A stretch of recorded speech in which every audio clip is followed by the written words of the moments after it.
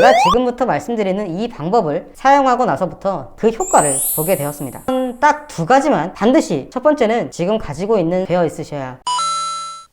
저는 오늘 그 누구도 얘기하지 않았던 독특한 방법으로 쉽게 자존감을 높이는 요령에 대해서 알려드리고자 합니다. 제가 지금부터 알려드리는 이 방법을 잘 알고 실천만 제대로 한다면 여러분들은 자존감이 높아지는 것은 물론 세상을 바라보는 시야가 굉장히 넓어지게 될 거예요. 그러다 보면 자연스럽게 실력도 좋아지게 되어서 성공이나 출세를 할 가능성이 매우 높아지게 됩니다. 이게 약간의 과장일 수도 있는데 저 같은 경우는 이 방법을 사용했더니 진짜 놀랍게도 많은 부분이 달라졌습니다. 근데 여기까지 들으시면 제가 마치 원래부터 이렇게 자존감이 높은 사람인 줄 아는데 아닙니다. 저도 정말 자존감이 미친 듯이 낮았었어요. 하는 일마다 잘 안 되고 괜히 주변 눈치 보느라 말도 당당하게 못해서 종종 피해를 보곤 했었죠. 그리고 공감하실 분들이 많이 계시겠지만 자존감이 낮고 자존심만 센 사람들의 공통적인 특징이 하나 있는데요. 뭔지 아세요? 지나치게 주변을 배려한다는 겁니다. 엄밀히 말하면 배려하는 척을 해요. 주변을 너무나 신경을 쓰느라 항상 말을 시작할 때마다 죄송하지만 이라는 말부터 시작하고 매번 쓸데없이 해도 되는지 안 되는지를 물어봐요. 어느 정도는 본인의 영역이기 때문에 그냥 하면 되고 경우에 따라서는 여러 사람들이 공통으로 피해를 같이 입었다고 해도 그건 그 사람의 잘못이 아닌데 괜히 주변에 같이 있는 사람들한테 미안하다고 하는 거예요. 뭐 이런 거죠. 예를 들어 내 차에 동료나 선배들을 옆 조수석이나 뒷좌석에 태우고 운전을 하는데 갑자기 내 앞으로 차가 확 들어온 거예요. 그러면 당연히 운전하는 사람은 급브레이크를 밟겠죠. 근데 이게 운전하는 내가 잘못한 건가요? 아니면 앞차의 운전자가 잘못한 건가요? 물론 여러 경우에 따라서 다를 수도 있겠지만 보통 일반적으로는 앞차가 잘못한 겁니다. 자, 이때 보통 사람들은 그 사람한테 욕을 하거나 아니면 그래 그냥 가만히 있거나 좀 젠틀하다면 옆에 동승자들한테 괜찮냐 라고 물어보죠. 그런데 자존감이 낮은 사람들은 옆 동승자들한테 사과를 합니다. 미안하다고요, 죄송합니다 라고 사과를 하는 거죠. 아니 이게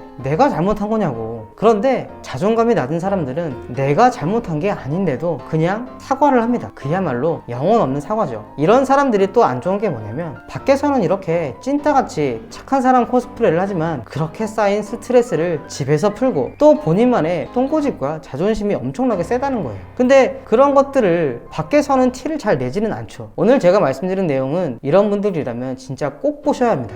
그래봤자 뻔한 얘기겠지 라고 생각하실 수도 있는데 기존에 여러분들이 어디서 한 번쯤은 들어봤던 그런 방법은 아니니까요. 안심하고 끝까지 보셔도 되십니다. 일반적으로 책이나 SNS 또는 주변 선배들의 말을 들어보면 자존감을 높이기 위한 충고들은 거의 대부분 이런 식이죠. 먼저 나 자신의 실력을 키워서 성취를 해라. 아니면 자신감을 가져라. 이런 식의 조언들입니다. 물론 이런 말들이 틀린 얘기는 아니지만 사실상 그다지 와닿지가 않습니다. 왜죠? 이건 마치 서울대에 들어가려면 공부를 열심히 해라 와 같은 그런 조언들인 거예요. 아니 누가 몰라? 당연히 공부를 열심히 해야겠지. 하지만 이런 얘기보다 예를 들어 공부 10시간이라는 효과를 지닌 1시간 공부법과 같이 보다 구체적이고 효율적인 방법으로 제안을 하는 게 훨씬 더 중요하고 우리는 그런 특효 방법을 더 갈망하고 있습니다. 그런데 제가 좋아하는 유명 유튜버 리썸님의 영상을 보면요, 자존감을 높이려면 주변의 환경을 다 바꾸라고 합니다. 자존감을 높이는 가장 쉽고 분명한 방법은 내 자존감을 깎아먹는 사람들을 멀리하고 내 인생에서 제거하라고 하죠. 네, 물론 맞는 말입니다. 저는 이 영상을 정말 거짓말 좀 더 보태서 한 100번은 본 것 같아요. 그만큼 진짜 도움이 되는 영상입니다. 설득력도 있고요. 저는 처음에는 이 영상을 보고 진짜 무릎을 탁 쳤었지만 제가 터득한 이 방법을 쓰고 난 이후에는 좀 다르게 느껴지더라고요. 왜냐? 당장 주변 환경을 180도 바꾸기에 어려운 사람들이 분명 있기 때문입니다. 이게 정말 특효약이고 좋은 방법인 것은 알겠는데 실천하기 굉장히 망설여지는 겁니다. 그냥 내 주변에 친구를 제거하는 것까지는 어떻게든 할 수 있을지 몰라도 직장에 그런 내 자존감을 깎아먹는 사람들이 주변에 많이 있다면 이 방법은 거의 불가능에 가깝습니다. 아니라고요? 회사를 그만두면 된다고요?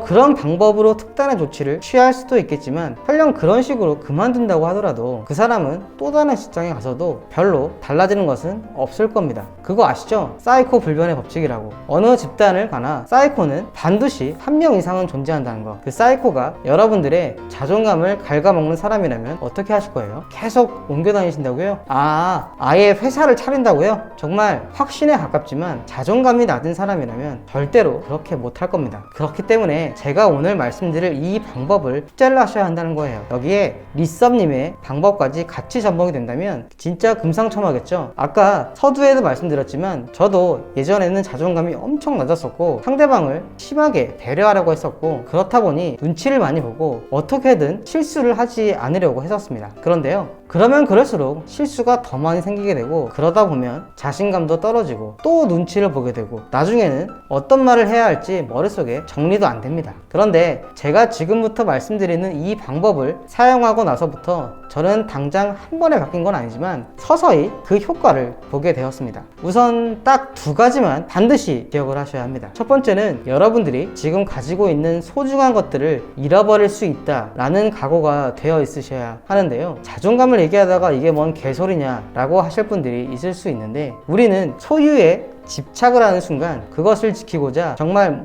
뭐든지 조심스럽게 됩니다. 그런데 이 조심스럽다라는 것은 그냥 들으면 상당히 좋아 보이는 것 같은데 여기서 말하는 조심스럽다라는 것은 굳이 그럴 필요까지는 없는데 괜히 과하게 되어서 그에 대한 상당한 부담감이 들고 그러다 보면 잘 할 수 있는 일도 더 못하게 된다는 겁니다. 거지들이 용감하다는 말도 있죠. 여러분들이 학교든 애인이든 회사든 뭐든지 지금 가지고 있는 것들을 지키려고 안간힘을 쓰는 바람에 괜한 집착이 생기게 되고 그 집착이 올바른 판단을 못하는 장애가 된다는 겁니다. 그러면서 말 하나하나에 긴장하게 되고 어려워지게 되는 거죠. 그러면 괜히 주눅이 들고 잘 할 수 있는 일도 못하게 돼요. 또한 주변의 사람들한테 욕을 먹거나 미움을 받는 것을 병적으로 싫어하는 사람들이 많은데 그럴 필요가 전혀 없습니다. 여러분들이 그 주변 사람들을 다 잃어버린다고 해도 난 충분히 견딜 수 있다 라고 마음을 먹으세요. 인맥 물론 중요하지만 여러분들을 존중하지도 않는 그런 사람들까지 굳이 잘 보여서 관계를 유지할 필요는 없습니다. 그리고 꼭 모두와 잘 지낼 필요도 없고 가까운 사람들도 언젠가 다 떠날 수 있다라는 생각을 하고 내일 당장 나 혼자가 된다고 해도 충분히 견딜 수 있는 멘탈을 키우셔야 해요. 그리고 지금 여러분들이 가지고 있는 그것들에 대한 집착을 버리는 겁니다. 회사에서도 내일 당장 잘릴 수 있다라는 생각을 하고 여러분들의 소신을 지켜가면서 일을 하는 거죠. 물론 그렇다고 해서 개차반으로 마음대로 하라는 얘기는 아닙니다. 제 말을 오해하실 수도 있는데 회사에서 여러분들이 신입이나 아직 모르는 게 많아서 배워가면서 해야 하는 그런 위치에 있는데 어디든 당당히 알려줘라, 왜 안 알려주냐 라고 뻔뻔하게 있으라는 게 아니에요. 그렇게 하면 진짜 사회 부적응자죠. 기본적인 상식적인 수준의 예의는 갖추고 배우면서 그에 대한 대가로서는 일로 결과로 보여주면 되는 겁니다. 그러면서 당연히 기본 옵션으로 회사 업무나 자기 개발은 부단히 열심히 그리고 효율적으로 하면서 소신 있게 행동하는 겁니다. 그리고 회사에서는 돈을 받고 일하기 때문에 그만큼 고용주에게는 여러분들이 받는 월급의 그 이상으로 확실히 보상을 해줘야 한다라고 생각을 하시고 그런 각오로 일을 하시라는 겁니다. 그러면 어떤 효과가 일어나냐면 회사에서 효율적으로 열심히 해서